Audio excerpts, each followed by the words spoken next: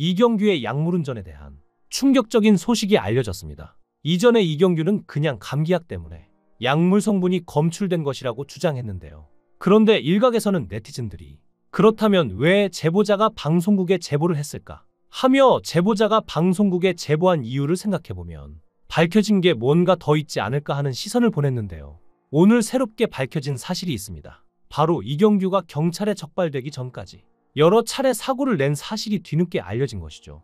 MBN 뉴스에 따르면 이경규는 서울 강남구의 한 골목길에서 주차돼 있던 버스를 들이받는 사고를 냈는데요.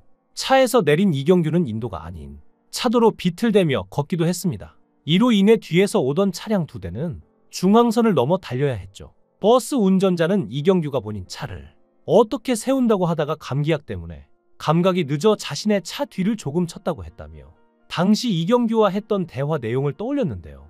이경규는 사고 이후 모퉁이를 돌아 다른 곳으로 차량을 옮겼고 인근 병원에 다녀왔죠. 그런데 진료를 마치고 돌아온 이경규는 엉뚱한 주차장을 찾아가 자신이 차를 댄 곳과 20m 떨어진 곳에 있는 다른 차량을 타고 현장을 떠났는데요.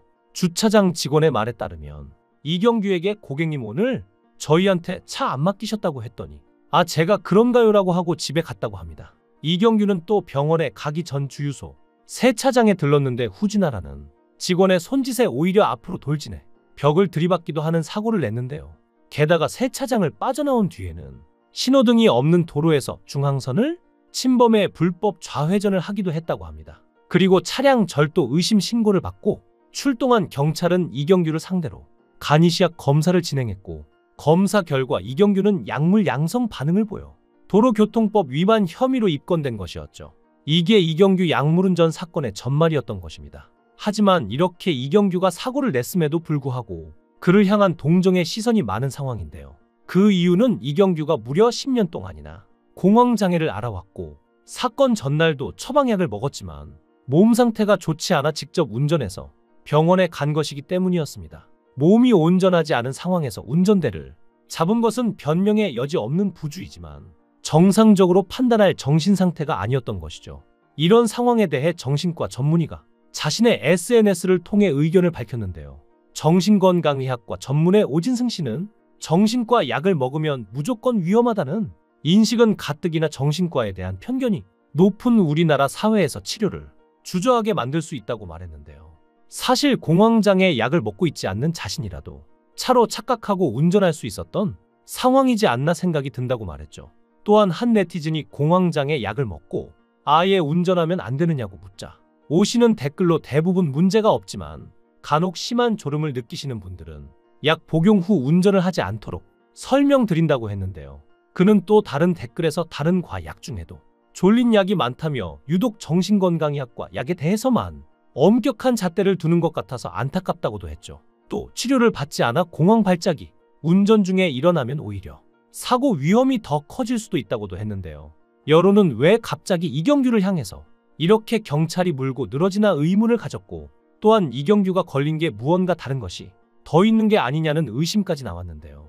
이경규가 충분히 해명을 했음에도 불구하고 경찰이 이렇게 당당하게 나온다는 건 무언가 확실한 게 있지 않고서야 이럴 수가 있냐는 것이죠. 하지만 고점과 저점의 롤러코스터로 커브를 돌며 날아가는 인생? 수시로 맨홀에 빠져나락할 것 같은 현란한 리얼리티 무대에서 이경규는 45년째 생존 중입니다. 이보다 더욱 신뢰할 수 있는 게 있을까요? 이경규의 인생 철학이라는 말이 유행하는 것처럼 우리의 인생에서 많은 깨달음을 주는 것도 이경규의 모습인데요. 넘치는 스태미나로 텐션을 올리는 강호동식 스포츠 코미디, 넘사벽 서남으로 경계를 풀어주는 유재석식 겸손 유머, 섹시 코드로 개구진 잽을 날리는 신동엽식 콩트 토크와는 달리 이경규는 보통 사람인 우리들의 욕구와 불안, 허세와 어른다움을 투명하게 보여줍니다. 사실 트로트가 대세가 될 거라는 것도 이경규가 예전에 예언한 바 있는데요. 학창 시절부터 이소룡을 동경하며 액션 스타의 꿈을 꾸던 이경규는 동국대 연극영화과에 진학하며 꿈에 가까이 다가갈 수 있었습니다. 하지만 현실적으로 한국에서 액션 배우로 성공하기 쉽지 않다고 판단한 이경규는 1981년 MBC 개그 콘테스트를 통해 개그맨으로 데뷔했는데요. 80년대 활동 내용이 크게 부각되지 않아서 이경규의 무명 시절이 대단히 길었던 것처럼 알려졌지만 사실 이경규는 80년대부터 다양한 코미디 프로그램에 출연하며 착실히 얼굴을 알렸습니다. 그렇게 10년 동안 꾸준히 활동하던 이경규는 1991년 일요일 밤에에서 몰래카메라를 진행하면서 일약 대세 개그맨으로 떠올랐는데요. 그리고 몰래카메라를 통해 부와 명예를 얻은 이경규는 1992년 전 재산을 털어 영화 복수열전을 제작하기에 이르렀습니다. 드디어 자신의 꿈을 실현할 순간이었죠. 하지만 당대 최고의 스타 이경규가 직접 제작, 각본, 감독, 주연을 맡은 액션 영화 복수열전은 서울 관객 2만에 그치며 대중들의 철저한 외면을 받았는데요.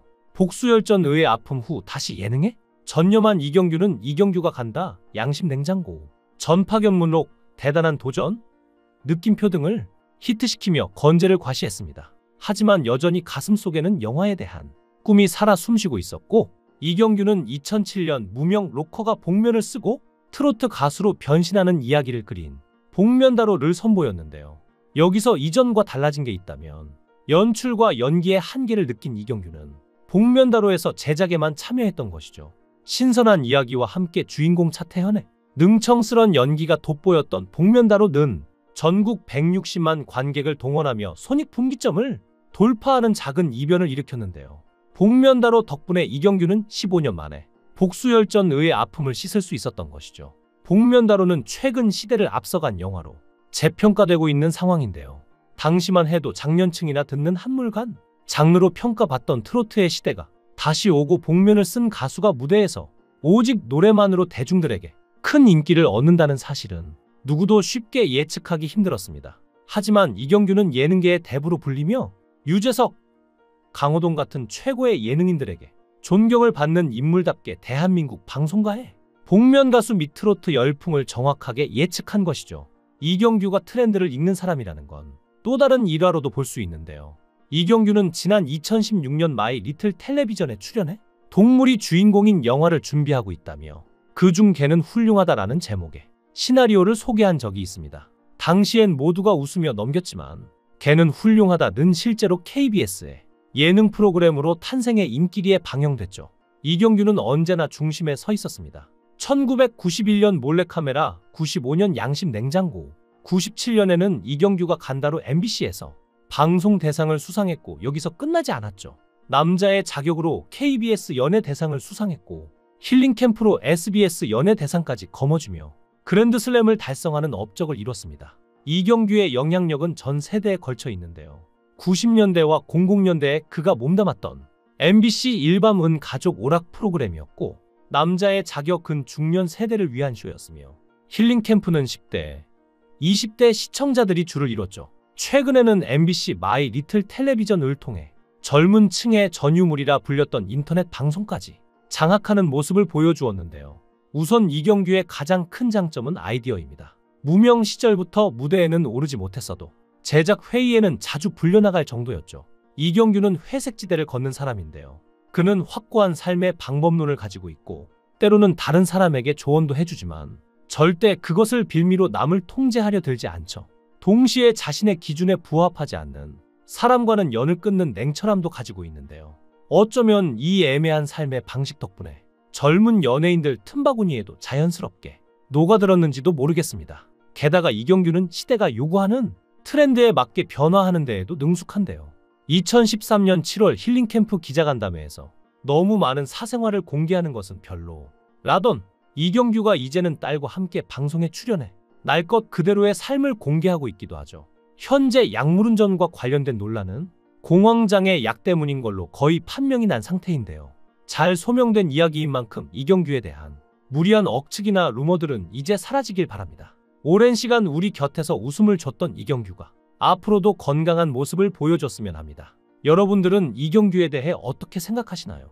여러분들의 의견을 댓글로 남겨주세요. 시청해주셔서 감사합니다. 강산TV였습니다.